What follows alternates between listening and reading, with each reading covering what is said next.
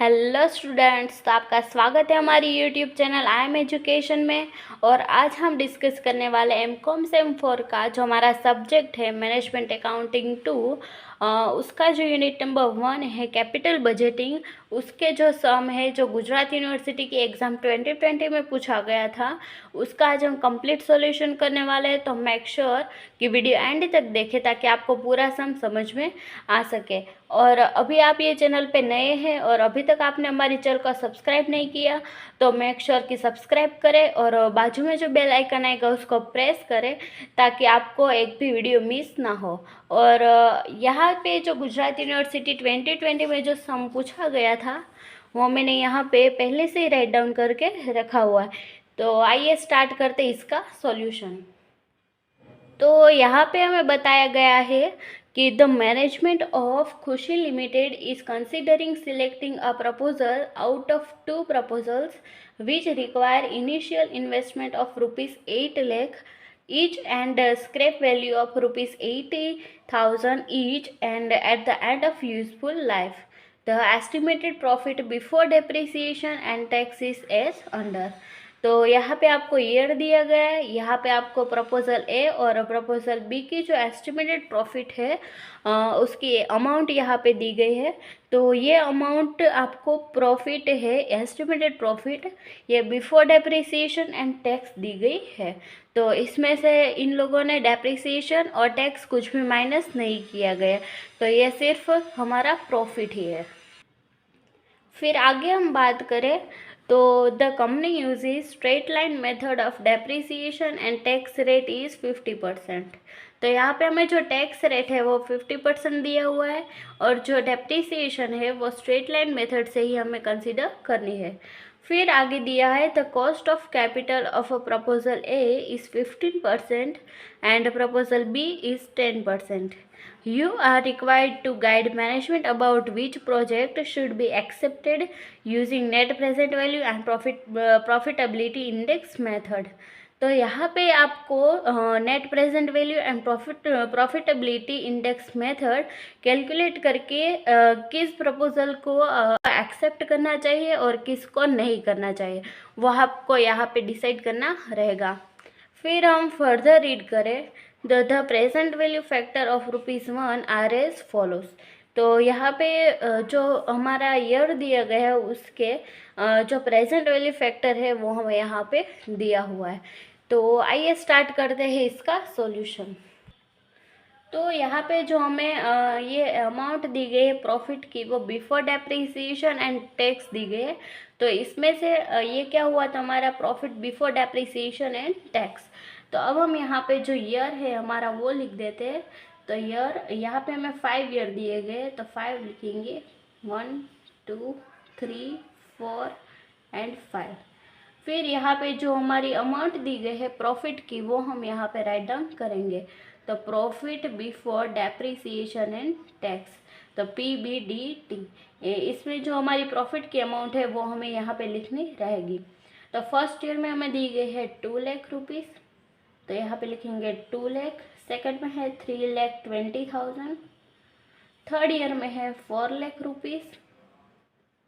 Fourth year में है 4,80,000 and जो लास्ट ईयर हमारा है उसमें है 5,60,000।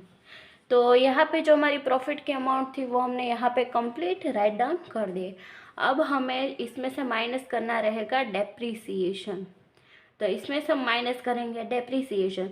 तो अब हमें यहाँ पे डेप्रीसिएशन कैलकुलेट करना होगा। तो हमें यहाँ पे बताया गया है कि the company uses straight line method of depreciation.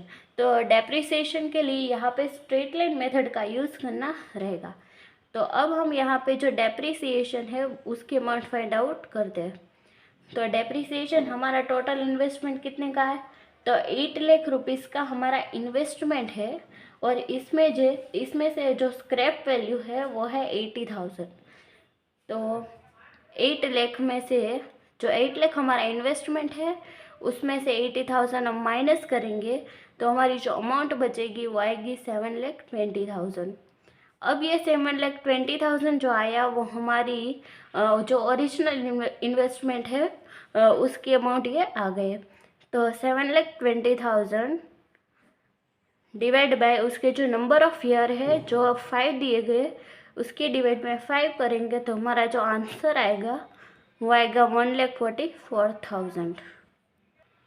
तो डेप्रिसिएशन हमें यहाँ पे स्ट्रेट लाइन मेथड से ही कैलकुलेशन करनी बोलिए। तो यहाँ पे जो हमारा आंसर आया 1,44,000 वो इन 5 ईयर दिए गए उसमें सब में सेम ही रहेगा। तो अब हम इसकी अमाउंट इसमें लिख देते हैं।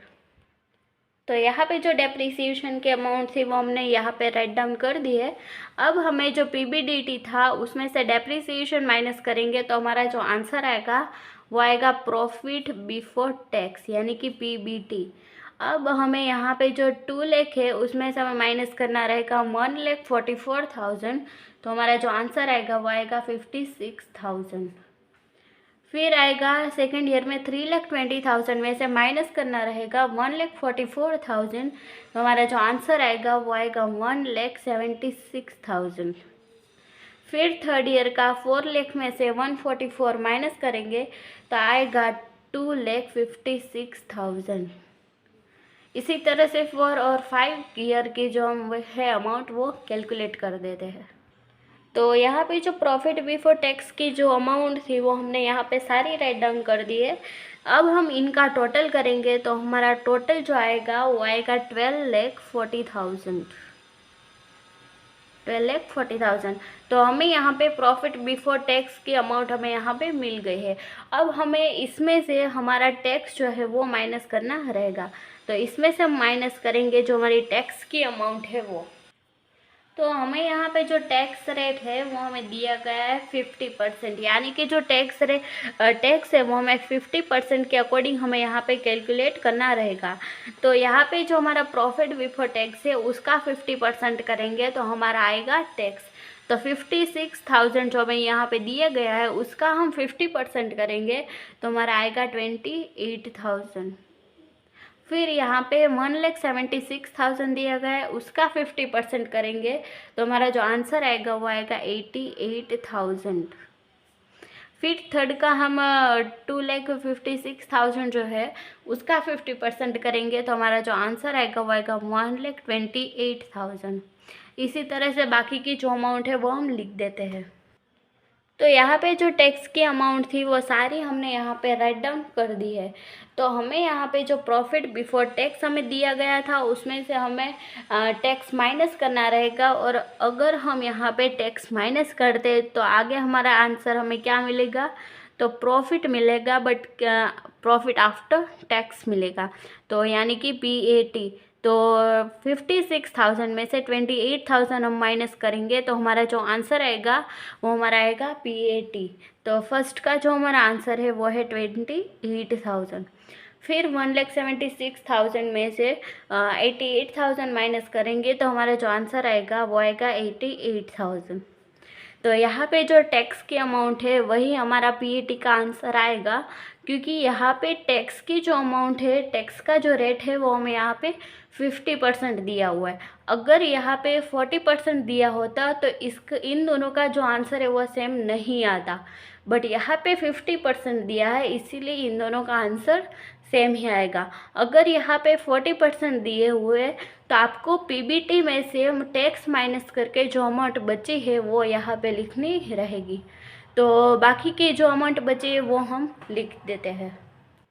तो यहाँ पे हमें प्रॉफिट आफ्टर टैक्स की अमाउंट भी मिल गई है। अब हमें यहाँ पे जो पहले हमें यहाँ पे डेप्रिसिएशन जो माइनस किया था उसी डेप्रिसिएशन को हमें यहाँ पे प्लस करना रहेगा। तो यहाँ पे प्लस करेंगे डेप्रिसिएशन, तो डेप्रिसिएशन की जो अमाउंट थी वही हमें यहाँ पे लिखनी रहेगी। तो डेप्रिसिएशन की जो अमाउंट थी वो हमने यहाँ पे लिख दी है। अब हमें ये प्रॉफिट आफ्टर टैक्स में डेप्रिसिएशन प्लस करेंगे तो हमारा जो आंसर आएगा वो आएगा CF, यानी कि कैश फ्लो। तो अब हमें इन दोनों का प्लस करना है, तो 28,000 प्लस 1,44,000 प्लस करेंगे तो हमारा जो आंसर आएगा वो आएगा 1,72,000। फिर सेकंड का हम इन दोनों का प्लस करेंगे तो हमारा जो आंसर आएगा वो आएगा 2,32,000। इसी तरह से बाकी की जो अमाउंट है उसको हम प्लस करके यहाँ पे लिख देते हैं। तो यहाँ पे जो कैश फ्लो की अमाउंट है वो हमने सारी फाइंड आउट कर दी है।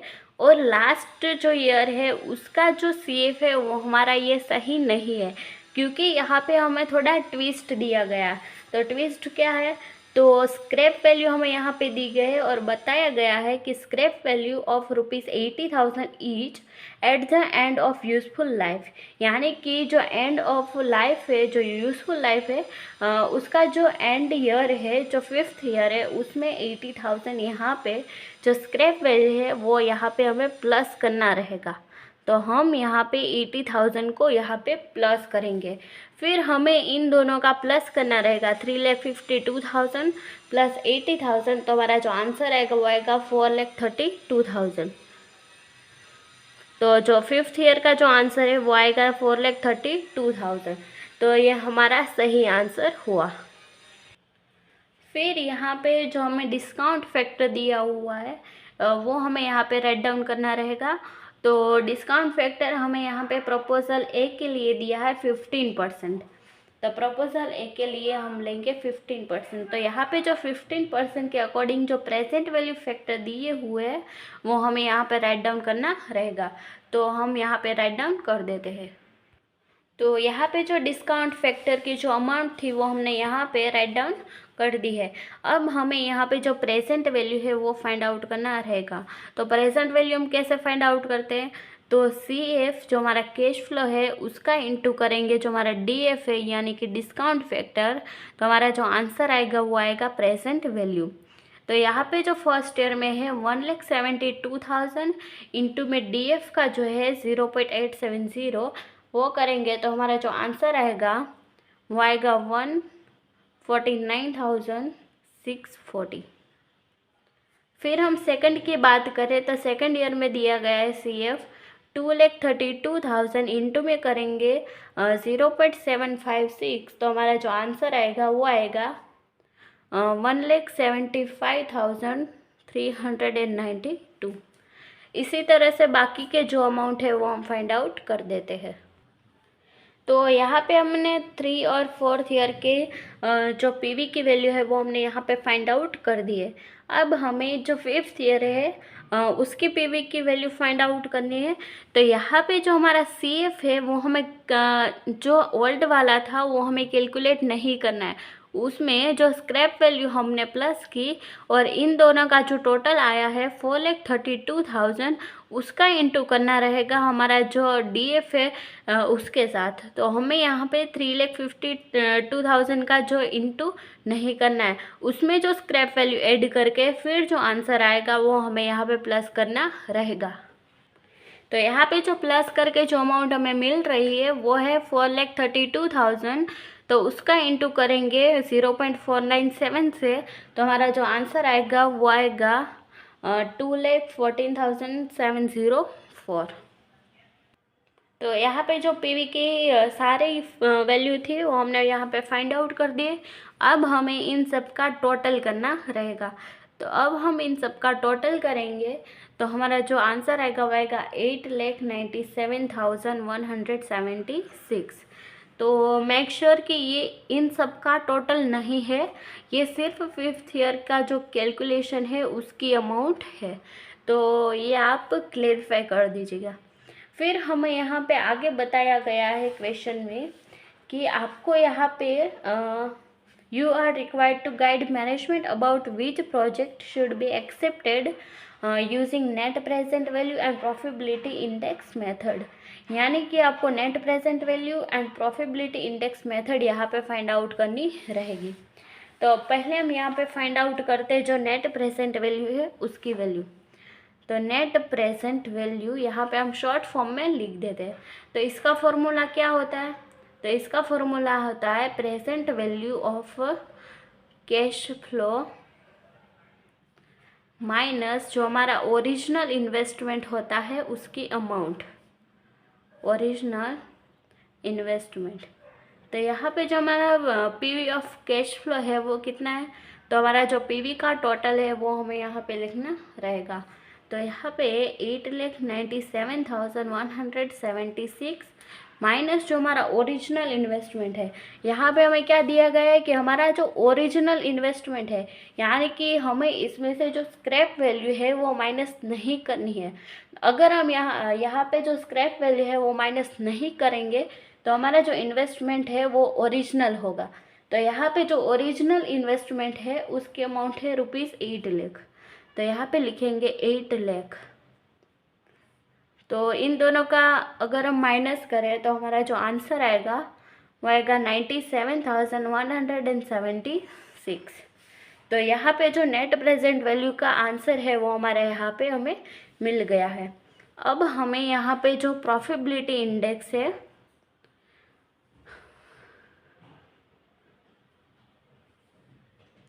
उसका आंसर हम यहाँ पे फाइंड आउट करते हैं। तो यहाँ पे जो हमने प्रॉफिटेबिलिटी इंडेक्स का हमने यहाँ पे फॉर्मूला पहले से राइट डाउन करके रखा हुआ है। तो अब हमें जो इसकी अमाउंट है वो हम यहाँ पे पुट करते हैं। तो पीवी ऑफ कैश फ्लो की हमारी अमाउंट है 8,97,176 डिवाइड में करेंगे जो हमारा ओरिजिनल इन्वेस्टमेंट है उसकी। तो ओरिजिनल इन्वेस्टमेंट की हमारी अमाउंट है यहाँ पे 8 लाख रुपीज़। तो यहाँ पे हमने लिख दिया है 8 लाख रुपीज़। अब हमें इन दोनों का डिवाइड करना रहेगा। तो अब हम इन दोनों का डिवाइड करेंगे तो हमारा जो आंसर आएगा वो आएगा 1.12। तो यानी कि जो हमारी एनपीवी और प्रॉफिटेबिलिटी इंडेक्स है उन दोनों का हमें आंसर मिल गया है। तो यहाँ पे जो प्रपोजल ए है उसका हमने यहाँ पे कंप्लीट सॉल्यूशन कर दिया है। अब हम जो हमारा प्रपोजल बी है जो हमारे क्वेश्चन में दिया गया है उसका सॉल्यूशन करते हैं। तो यहाँ पे जैसे हमने प्रपोजल ए की कैलकुलेशन की है उसी तरह से जो प्रपोजल बी है उसकी कैलकुलेशन हमें यहाँ पे इसी तरह से करनी रहेगी। तो अब हम जो प्रपोजल बी है उसकी कैलकुलेशन करते हैं। तो यहाँ पे हमने जो हमारा फॉर्मेट है वो कम्प्लीटली रेडी करके रखा है। जो हमारी अमाउंट हमें यहाँ पे दी गई थी प्रॉफिट की वो भी हमने यहाँ पे राइट डाउन करके लिखी हुई है। तो अब हमें जो profit before depreciation and tax दिया है उसमें से हमें डेप्रिसिएशन माइनस करना रहेगा। और स्टूडेंट वैसे आगे बढ़ने से पहले एक रिक्वेस्ट है, अगर आप चैनल पर नए हैं और अभी तक आपने चैनल को सब्सक्राइब नहीं किया तो चैनल को सब्सक्राइब करें और बाजू में जो बेल आइकन आएगा उसको प्रेस करें ताकि आप एक भी वीडियो मिस ना करें। और ये वीडियो पसंद आ रही है तो इसे लाइक कर दें और आप ऐसी वीडियोस और चाहते हैं तो कमेंट सेक्शन में कमेंट कर दें। और अगर आपको कोई भी क्वेरी है तो just let me know in the comment section and you will get answer as soon as possible। तो आइए स्टार्ट करते हैं जो हमारा फर्दर सॉल्यूशन है वो। तो यहाँ पे जो हमने profit before depreciation and tax हमें दिया गया था उसकी अमाउंट हमने यहाँ पे राइट डाउन करके लिख दी है। तो यहाँ पे हमें डेप्रिसिएशन माइनस करना रहेगा। जो प्रपोजल ए था उसमें जो डेप्रिसिएशन हमें दिया गया था जो हमने फाइंड किया था वो था 1,44,000। तो डेप्रिसिएशन की कैलकुलेशन में कोई भी डिफरेंस नहीं होगा। यहाँ पे भी हमें 1,44,000 ही यहाँ पे एज्यूम करना रहेगा। तो अब हम डेप्रिसिएशन के कॉलम में उसकी अमाउंट लिख देते हैं। तो यहाँ पे जो डेप्रिसिएशन की अमाउंट थी वो हमने यहाँ पे राइट डाउन करके लिख दी है। तो आई होप कि आपको प्रपोजल ए की कैलकुलेशन जो हमने की उसमें कोई भी डिफ़िकल्टी नहीं रही होगी। तो यहाँ पे जो हम सॉल्यूशन करते हैं प्रपोजल बी का वो हम शॉर्टकटली सॉल्यूशन करते कि आपको ये मैं एज्यूम करती हूँ कि आपको ये आ गया होगा। तो यहाँ पे मैं जो डायरेक्टली अमाउंट है वो ये सब मैं यहाँ पे लिख देती हूँ। तो अब हमें यहाँ पे profit before depreciation and tax उसमें से माइनस करना रहेगा जो हमारा डेप्रिसिएशन है उसकी अमाउंट। तो इसमें से 4 लाख में से 1,44,000 हम माइनस करेंगे तो हमारा जो आंसर आएगा वो आएगा 2,56,000। तो इसी तरह से बाकी के जो ईयर है उसमें से पीबीडीटी में से माइनस करेंगे डेप्रिसिएशन की अमाउंट तो हमें मिलेगा प्रॉफिट बिफोर टैक्स। तो इन सब की अमाउंट में यहाँ पे लिख देती हूँ। तो यहाँ पे जो प्रॉफिट बिफोर टैक्स है उसकी अमाउंट यहाँ पे हमने लिख दी है। अब हमें इसमें से माइनस करना रहेगा जो हमारा टैक्स है उसकी वैल्यू। तो यहाँ पे हमें जो टैक्स रेट है वो 50% दिया गया है। तो हमारी जो प्रॉफिट बिफोर टैक्स की अमाउंट है उसका 50% करेंगे तो हमारी जो टैक्स की वैल्यू है वो हमें यहाँ पे मिलेगी। तो जो फर्स्ट है 2,56,000, उसका हम 50% करेंगे तो हमारा जो आंसर आएगा वो आएगा 1,28,000, 1,28,000। और इसमें से ये माइनस करेंगे, 2,56,000 में से 1,28,000 माइनस करेंगे तो हमारा आंसर आएगा वो आएगा 1,28,000। क्योंकि यहाँ पे टैक्स जो है वो हमें 50% के रेट के अकॉर्डिंग दिया हुआ है। और यहाँ पे अगर आपको क्वेश्चन में 40% दिया होता 50% की जगह पे, तो आपको यहाँ पे जो प्रॉफिट बिफोर टैक्स है उसमें से माइनस करके ये जो अमाउंट है वो आपको यहाँ पे लिखनी रहेगी। और 50% दिया है तो ये जो टैक्स की अमाउंट है वही इसका आंसर आएगा। अदरवाइज़ यहाँ पे 40% या 60% दिया हुआ है तो इसमें से माइनस करके ही आपको इसमें अमाउंट लिखनी रहेगी। तो अब इन दोनों की जो अमाउंट है वो हम यहाँ पे राइट डाउन कर लेते हैं। तो यहाँ पे हमें इन दोनों की अमाउंट लिख दी है। तो यहाँ पे हमें जो प्रॉफिट आफ्टर टैक्स है उसकी अमाउंट भी हमें यहाँ पे मिल चुकी है। अब हमें इसे प्रॉफिट आफ्टर टैक्स जो हमें मिला है उसमें प्लस करना रहेगा। जो हमारा डेप्रिसिएशन जो हमने पहले माइनस किया था वही डेप्रिसिएशन हमें यहाँ पे प्लस करना रहेगा। तो यही अमाउंट हमें यहाँ पे लिखनी रहेगी। तो अब हम ये अमाउंट लिख देते हैं। तो यहाँ पे जो डेप्रिसिएशन की अमाउंट थी वो हमने यहाँ पे राइट डाउन कर ली है। अब हमें जो प्रॉफिट आफ्टर टैक्स में डेप्रिसिएशन प्लस करना रहेगा, तो हमें यहाँ पे वैल्यू मिलेगी CF की, यानी कि हमारा कैश फ्लो मिलेगा। तो यहाँ पे जो 1,28,000 है उसमें हम 1,44,000 प्लस करें तो हमारा जो आंसर आएगा वो आएगा 2,72,000। तो इसी तरह से बाकी के ईयर की जो कैलकुलेशन है वो हम कर देते हैं। तो यहाँ हमारे जो CF की वैल्यू थी वो हमने सारी यहाँ पे फाइंड आउट कर दी है। अब हमें जो 5th ईयर है उसकी जो अमाउंट है CF की, जो 8,000 प्लस करेंगे 1,44,000 तो हमारा जो आंसर आएगा वो आएगा 1,52,000। बट यहाँ पे हमें स्क्रैप वैल्यू भी दी गई है। तो हमें यहाँ बताया गया है कि scrap value of ₹80,000 each at the end of useful life, यानी कि हमें जो लास्ट ईयर है हमारा 5th ईयर, उसमें 80,000 जो स्क्रैप वैल्यू हमें यहाँ पे दी गई है वो हमें यहाँ पे प्लस करनी रहेगी। तो 1,52,000 में हमें यहाँ पे 80,000 जो स्क्रैप वैल्यू है वो हमें यहाँ पे प्लस करनी रहेगी। तो हमारी जो 5th ईयर की जो वैल्यू आएगी वो आएगी 2,32,000। तो हमें यहाँ पे जो 1,52,000 हमें यहाँ पे मिला है वो हमें यहाँ पे कंसिडर नहीं करना है। हमें यहाँ पे जो अमाउंट कंसिडर करनी है वो रहेगी 2,32,000। अब हमें जो DF की वैल्यू है, यानी कि जो डिस्काउंट फैक्टर की वैल्यू है जो हमें क्वेश्चन में ऑलरेडी दी गई है वो हमें यहाँ पे राइट डाउन करनी रहेगी। तो हमें यहाँ पे जो बताया गया है कि the cost of capital of proposal A is 15% and proposal B is 10%, यानी कि जो प्रपोजल B का कॉस्ट ऑफ कैपिटल दिया है वो है 10%। तो यहाँ पे जो 10% के अकॉर्डिंग हमें यहाँ पे जो वैल्यू दी है वो हमें यहाँ पे लिखनी रहेगी। तो हमने यहाँ पे जो DF की वैल्यू थी जो हमें क्वेश्चन में ऑलरेडी दी गई थी उसकी अमाउंट हमने यहाँ पे राइट डाउन कर दी है। अब हमें यहाँ पे PV फाइंड आउट करना रहेगा। तो PV का इक्वेशन क्या है, तो हमारा जो CF है उसके इंटू में DF करेंगे तो हमारा जो आंसर आएगा वो आएगा PV का। तो फर्स्ट में हम यहाँ पे 2,72,000 इंटू में करेंगे 0.909 तो हमारा जो आंसर आएगा वो आएगा PV का। और फिर जो हमारा जो लास्ट ईयर है 5 नंबर का, उसमें हमें CF 1,52,000 नहीं लेना है, उसमें हमें लेना है 2,32,000 इंटू में करेंगे 0.620 तो हमारा जो आंसर आएगा वो आएगा PV की वैल्यू। तो PV की जो अमाउंट है वो हम यहाँ पे फाइंड आउट कर देते हैं।